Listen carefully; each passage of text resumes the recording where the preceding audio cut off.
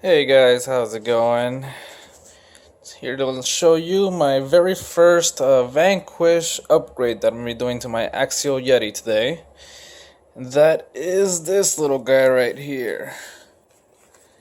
And what this does, if you don't already know, goes right about here in front of the shocks.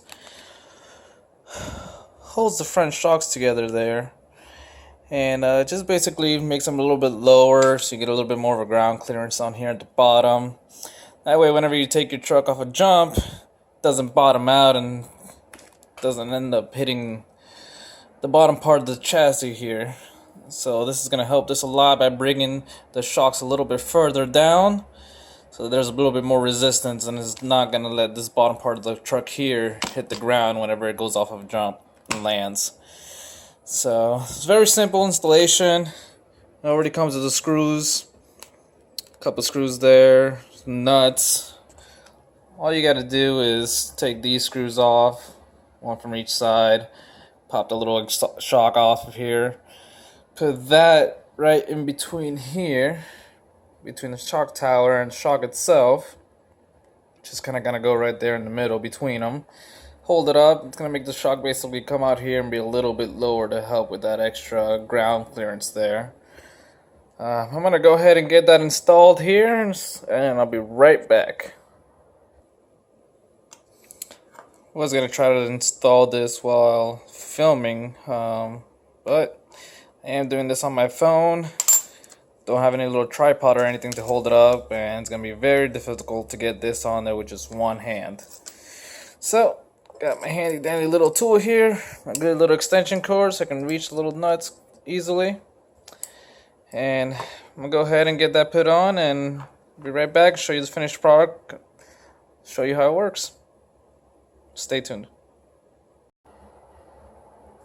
Alright guys, as you can see, I got it here all installed, ready to go.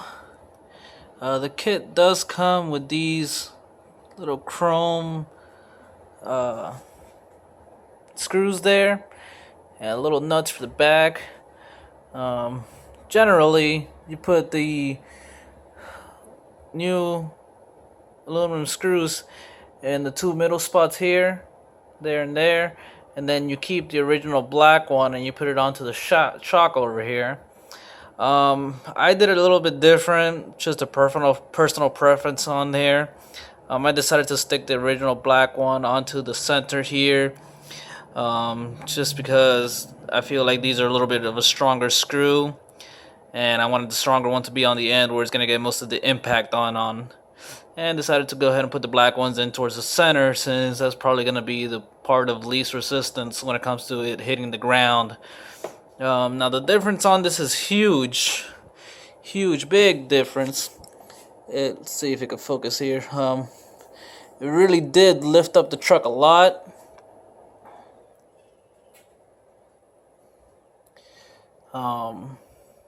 It's pretty neat.